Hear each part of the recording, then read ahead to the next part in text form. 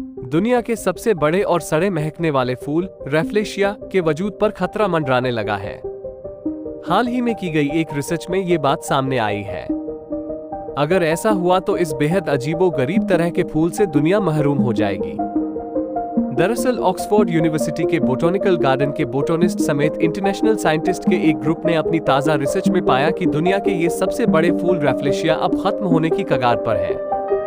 इसकी बुनियादी वजह इसके उगने की प्राकृतिक जगहों यानी नेचुरल हैबिटेट का नष्ट होना है।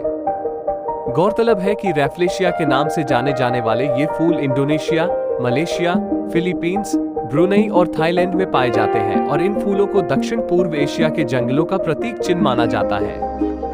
इंसान अपनी जरूरतों को पूरा करने के लिए जिस तरह से प्रकृति का दोहन कर रहा है, उसी का नतीजा है कि रैफ्लेशिया के लिए मशहूर दक्षिण पूर्व एशिया के इन जंगलों का क्षेत्रफल भी सिकुड़ने लगा है। खेती, किसानी और शहरी विकास के लिए इन जंगलों को तेजी से साफ किया जा रहा है। ऐसे में इनके उगने की प्राकृतिक जगहें तेजी से खत्म हो रही हैं और इन फूलों का वजूद ही खतरे में है। अगर ऐसा हुआ तो अपनी कई तरह की अनोखी खासियतों की वजह से हमेशा से लोगों, खास तौर पर साइंसदानों को अपनी तरफ आकर्षित करने वाले इस फूल से दुनिया वंचित हो जाएगी। बताते चलें कि इस फूल की 40 से ज्यादा प्रजातियां पाई जाती हैं। इनमें से कुछ फूल साइज में काफी बड़े होते हैं और उनका डायमीटर 4 फीट तक होता है। इससे आप इनके आकार का बखूबी अंदाजा लगा सकते हैं। आकार के हिसाब से ही वजन में भी ये 10 से 12 किलो तक होते हैं।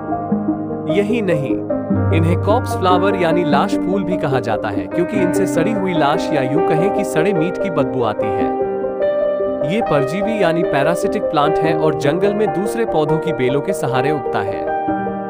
यह अपना भोजन पानी इन्हीं पौधों से लेता है। सबसे अजीब बात यह है कि यह कीड़े मकोड़े भी खाता है। इसकी तेज बदबू इन कीड़े मकोड़ों को अपनी तरफ खींचती है और वह जैसे ही उसके अंदर जाते हैं, उनकी मौत हो जाती है। ताज्जुब की बात यह है कि अपने अनूठेपन की वजह से मशहूर रैफ्लेशिया की ज्यादातर प्रजातियों को कोई संरक्षण हासिल नहीं है। ऐसे में इन्हें बचाने के लिए त्वरित संयुक्त प्रयासों की जरूरत है।